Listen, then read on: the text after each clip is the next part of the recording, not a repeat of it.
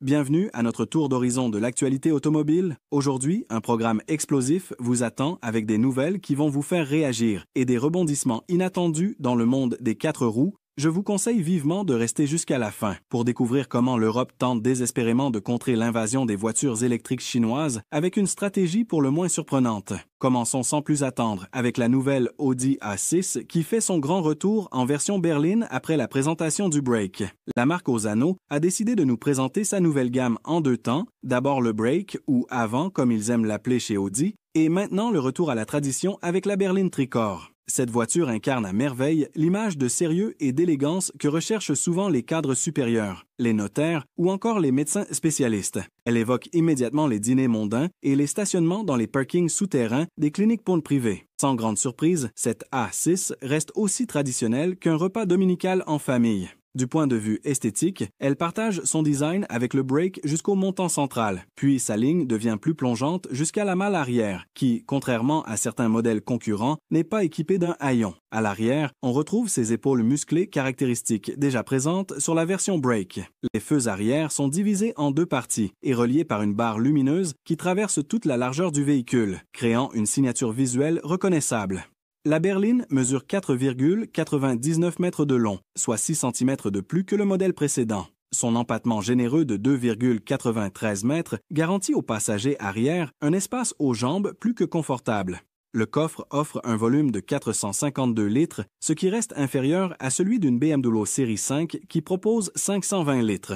Si vous appréciez ces informations automobiles précises et sans filtre, n'hésitez pas à vous abonner à notre chaîne et à activer la cloche des notifications pour ne manquer aucune de nos prochaines vidéos. L'habitacle reste fidèle à l'ADN Audi avec une profusion d'écrans, des surfaces noires laquées et cette ambiance clinique et précise qui caractérise la marque allemande. C'est l'environnement parfait pour planifier des stratégies d'entreprise ou des fusions-acquisitions si vous êtes dans ce domaine. Sous le capot, Audi propose pour le moment uniquement une motorisation diesel, un 2 litres TDI développant 204 chevaux. Ce moteur bénéficie d'une hybridation légère grâce à une batterie de 48 volts, lui permettant de rouler en mode électrique à très basse vitesse. La transmission est assurée par une boîte automatique à double embrayage, et les clients pourront choisir entre une configuration à traction avant ou la transmission intégrale 4 roues emblématique de la marque. Audi a déjà annoncé l'arrivée prochaine de 2 versions hybrides rechargeables pour compléter la gamme. Les commandes sont d'ores et déjà ouvertes avec un prix de départ fixé à 68 550 €. Changeons maintenant de sujet pour parler de Tesla qui se retrouve encore une fois au cœur d'une polémique. La marque d'Elon Musk fait face à une situation particulièrement embarrassante puisqu'elle est visée par une action collective aux États-Unis. L'accusation est pour le moins surprenante et inédite dans le monde automobile. Tesla aurait délibérément trafiqué les compteurs kilométriques de ses propres voitures pour les faire grimper plus rapidement qu'en réalité. C'est un renversement total des pratiques frauduleuses habituelles, car depuis toujours, les escrocs s'efforcent plutôt de réduire le kilométrage affiché pour vendre des véhicules usagés au prix de voitures en meilleur état. Tesla aurait choisi de faire exactement l'inverse selon cette plainte.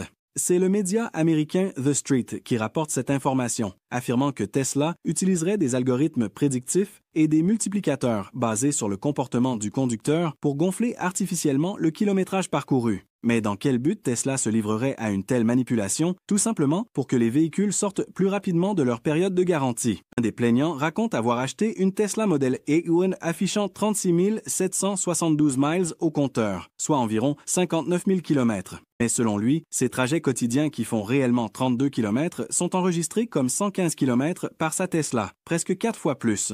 À ce niveau, on ne parle plus d'une simple erreur de calcul, mais d'un véritable gouffre entre la réalité et ce qu'affiche le véhicule.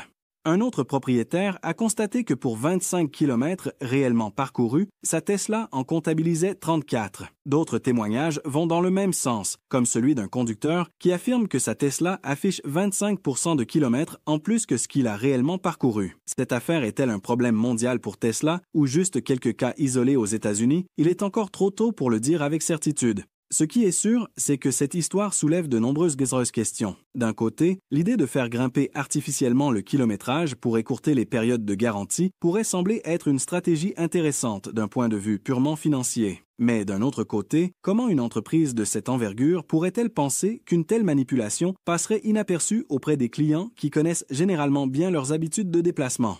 Cette affaire mérite donc d'être suivie de près dans les semaines à venir. Passons maintenant à un sujet de politique internationale qui impacte directement l'industrie automobile, Donald Trump et sa position fluctuante sur les droits de douane. Imaginez que vous prépariez un repas, vous décidez de cuire votre plat au four à 250 degrés, puis 5 minutes plus tard, vous changez complètement d'avis et optez pour une cuisson à la vapeur avant de finalement abandonner votre recette initiale. C'est exactement ce que vient de faire l'ancien et futur président américain avec sa politique douanière. Après avoir annoncé des droits de douane de 25% sur les voitures européennes importées aux États-Unis, notre ami au teint orangé semble maintenant prêt à revenir sur sa décision.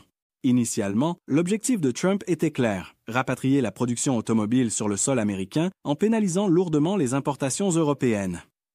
Cette annonce avait provoqué un véritable séisme sur les marchés financiers, de nombreux analystes parlant déjà de catastrophes industrielles imminentes pour certains constructeurs européens très dépendants du marché américain. Mais voilà que Trump change à nouveau de direction, déclarant maintenant vouloir aider les constructeurs automobiles. Il a déclaré textuellement « Je cherche quelque chose pour aider les constructeurs automobiles. Ils ont besoin de plus de temps pour s'organiser à fabriquer leurs voitures ici, et ils vont bien le faire. C'est pour ça que je parle de choses comme ça. » Pour les constructeurs européens, cette situation crée une incertitude totale, comme s'ils évoluaient dans une série télévisée où les règles du jeu changent constamment, sans préavis. Si les droits de douane finissent par être annulés ou simplement reportés, cela représenterait évidemment une excellente nouvelle pour l'industrie européenne, particulièrement pour les constructeurs allemands et italiens qui exportent massivement vers les États-Unis. Cela leur laisserait le temps de s'adapter, soit en développant des capacités de production directement sur le sol américain, soit en reconsidérant totalement leur stratégie commerciale pour ce marché. Dans tous les cas, la situation reste extrêmement floue et il faudra suivre avec attention les prochaines déclarations de Donald Trump, qui pourraient encore réserver des surprises. Qui sait, peut-être annoncera-t-il demain que la consommation de chips devient obligatoire et que les amateurs de légumes seront immédiatement expulsés vers le Canada. Pendant ce temps, la Chine traverse une période délicate sur le plan commercial. Rejetée par les États-Unis, la deuxième puissance mondiale se tourne désormais vers l'Europe avec l'espoir de trouver un partenaire commercial plus accueillant. Au cœur de ces grandes manœuvres géopolitiques se trouve un produit particulier, la voiture électrique. L'année dernière, l'Union européenne a décidé d'imposer des surtaxes sur les véhicules électriques chinois, considérant que leur prix anormalement bas constituait une concurrence déloyale pour les constructeurs européens. Prenons l'exemple de la MG4. Pour le prix d'une Renault Clio mal équipée, vous pouvez acquérir une voiture électrique chinoise aux performances impressionnantes, capable d'accélération digne de modèles sportifs beaucoup plus onéreux. Cette situation fait évidemment grincer des dents chez Renault, Peugeot, Citroën ou encore Volkswagen, qui ne peuvent pas aligner leurs prix sur ceux des constructeurs chinois. Aujourd'hui, l'Europe propose à la Chine un marché pour le moins étrange, supprimer les taxes douanières à condition que les constructeurs chinois augmentent volontairement leur prix de vente.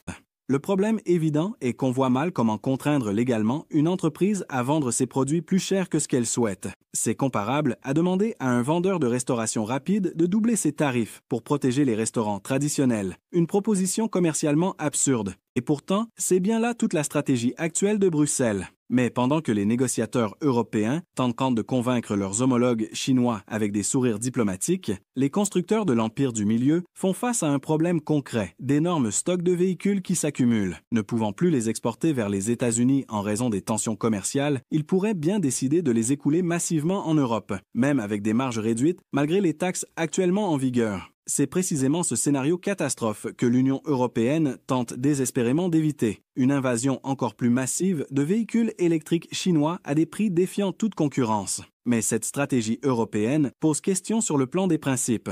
Du point de vue du consommateur, le message envoyé est pour le moins paradoxal. L'Europe ne fera rien pour que nos constructeurs locaux baissent leurs prix, mais elle s'efforcera par tous les moyens de faire en sorte que des constructeurs étrangers, qui proposent de bons produits à des prix attractifs, les augmentent artificiellement. Cette position semble difficilement défendable auprès des citoyens européens qui voient dans les véhicules électriques chinois une opportunité d'accéder plus facilement à la mobilité électrique. Et vous, que pensez-vous de cette stratégie européenne? Estimez-vous qu'il est légitime de protéger nos constructeurs face à cette concurrence asiatique ou considérez-vous que le libre marché devrait prévaloir pour permettre aux consommateurs d'accéder à des véhicules électriques à des prix plus abordables?